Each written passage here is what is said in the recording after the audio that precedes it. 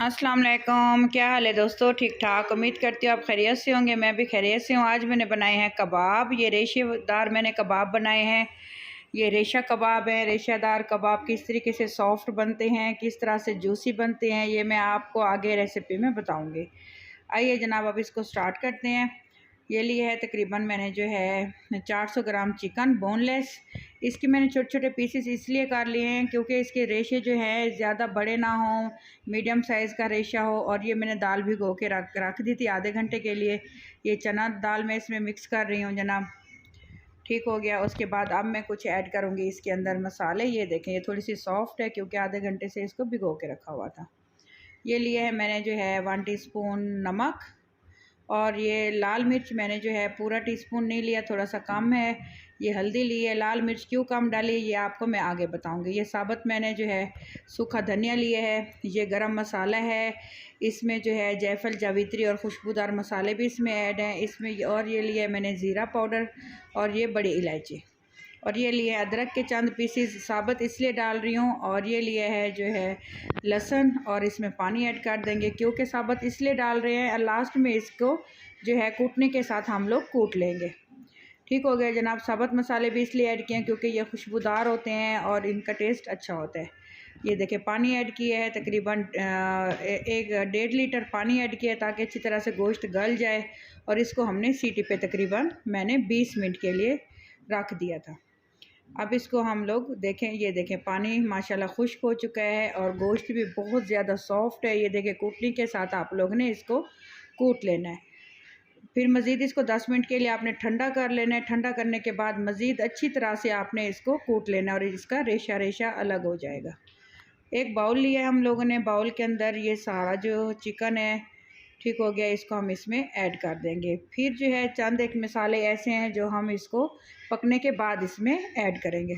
ये लिए है मैंने लाल मिर्च 3 से 4 दाने, उसके जो है ये कूट लिया है इसको। और ये है पुदीना। पुदीना इसलिए फ़्रेश डाल रही हूँ ताकि इसकी अच्छी खुशबू आए। और ये ग्रीन मिर्च साबुत, और एक डालेंगे हम लोग अंडा। अंडे से क्या होगा, ये कबाब बहुत ही जूसी, बहुत ही लजीज, बहुत ही टेस्टी बनेंगे। अब इसको हाथ की मदद से अच्छी तरह से आपने इसको मिक्स कर लेना है। साबुत पुदीना जो है फ्रेश पुदीने का टेस्ट और इसकी जो खुशबू है और जो है ये बहुत हेल्दी होता है। फिर जो है हम लोगों ने इसकी एक टिक्की बना लेनी है। पहले इसको दबाएंगे अच्छी तरह से। अच्छी तरह से इसको आपने दबाना है ताकि ये अच्छी तरह से दब जाए। और इसको इस तरह से जो है आपने इसकी टिक्कियाँ बना लेनी है अच्छी तरह से। ठीक हो गया जनाब। अब इसको तकरीबन 1 महीने के लिए डीप फ्रीज़र में भी सेव करके रख सकते हैं। जब आपको ज़रूरत पड़े तो आप 10 मिनट पहले इसको निकाल लें और इसको नॉर्मल टेम्परेचर पे रखें और उसके बाद आप इसको फ्राई कर लें। ठीक हो गया जनाब। फ्रेश भी बना के खा सकते हैं, बना के इसको सेव भी कर सकते हैं। इस तरह से 1 बाय 1 करके सारी टिक्कियाँ जो है मैं बना दूँगी। ये देखें, दोबारा से आपको एक फिर से बता रही हूँ, इसको अच्छी तरह से आपने दबाना है ताकि ये जो इसका मिक्सचर है अच्छी तरह से प्रेस हो जाए और जो है अच्छी तरह से इसकी टिक्की अच्छी और सॉफ्ट बने। ना ज़्यादा मोटी रखनी है टिक्की। साइडें आपने कोशिश करनी है साइडें इसकी पतली हों, दरमियान में से बेशक ये थोड़ी सी मोटी हो तो कोई फ़र्क नहीं पड़ता। साइडें इसकी जो है पतली होनी चाहिए ताकि फ्राई करते हुए प्रॉब्लम ना हो। इस तरह से 1 बाय 1 करके जितनी भी मेरे पास जो है मटेरियल था इसका सारा मैंने जो है ये टिक्कियाँ घड़ के रख दी हैं। कुछ मैं फ्राई कर लूँगी, कुछ मैं डीप फ्रीज़र में कवर करके इसको रख दूँगी। आपने इस चीज़ का बहुत ख्याल रखना है, ऐसे नहीं रखना कवर किए बगैर। आपने किसी चीज़ से इसको कवर ज़रूर करना है। ये देखें जनाब, कितनी प्यारी, कितनी शानदार। ये साबुत लाल मिर्च मैंने इसलिए डाले, ये देखें कितनी खूबसूरती आई है इसके अंदर पुदीने और लाल मिर्च की वजह से। कितनी ये खूबसूरत लग रही हैं। उसके बाद ये मैंने एक ये पेपर लिया है, इसके ऊपर लगा देंगे प्लेट के ऊपर।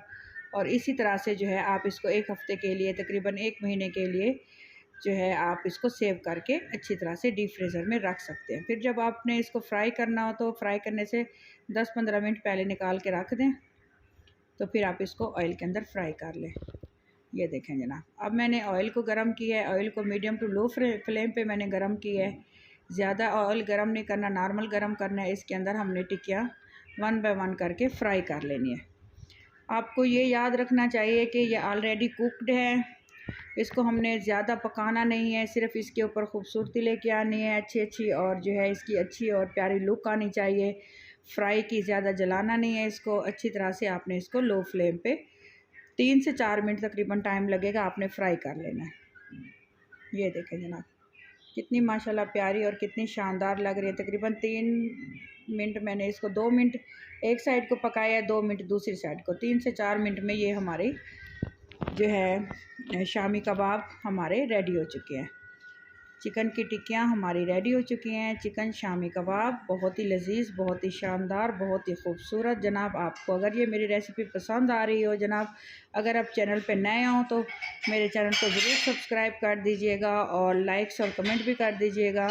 ठीक हो गया जनाब। ये देखें 1 बाय 1 करके आपने आहिस्ता आहिस्ता इसको साइडें चेंज करनी है।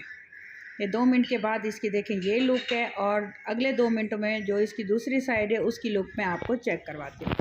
माशाल्लाह बहुत ही प्यारी, बहुत ही लजीज़, बहुत ही शानदार हमारे जो ये शामी कबाब हैं हमारे रेडी हो चुके हैं जनाब। इसको आप चाय के साथ भी खा सकते हैं, स्नैक्स टाइम में भी यूज़ कर सकते हैं। ठीक हो गया, लंच में भी इसको आप खा सकते हैं। बहुत ही अच्छे हैं, बहुत ही लजीज़ हैं। ये देखिए बहुत ही शानदार। ठीक हो गया जनाब। वीडियो को देखने के लिए बहुत बहुत शुक्रिया आप लोगों का। ये देखें अब दूसरी साइड भी जो है तकरीबन 2 मिनट मैंने इसको पकाया है। अब मैं इसको निकाल लूँगी, एक प्लेट लूँगी और प्लेट के ऊपर इसको फिर हम निकाल लेंगे। ये देखिए कितनी प्यारी लुक आई है, अंदर तक अच्छी तरह से कुकड है, पका हुआ है।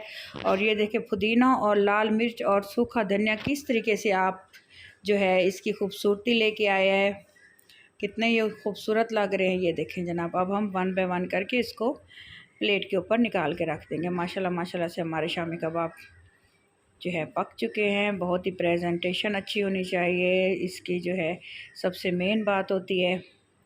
ये देखें अपना ख्याल रखिएगा जनाब, दुआओं में मुझे याद रखिएगा। ठीक हो गया जनाब। और नेक्स्ट मेरी रेसिपी का वेट कीजिएगा, इंशाल्लाह बहुत अच्छी अच्छी रेसिपीज़ आप लोगों से शेयर करूँगी। ये देखें अंदर से ये किस तरीके से जूसी और बिल्कुल रेशा कबाब। ठीक हो गया। ये देखें जनाब, और लेमन भी आप यूज़ कर सकते हैं इसके साथ, बहुत टेस्टी लगेंगे। चटनी के साथ भी खा सकते हैं। अपना ख्याल रखिएगा जनाब। अल्लाह हाफिज़।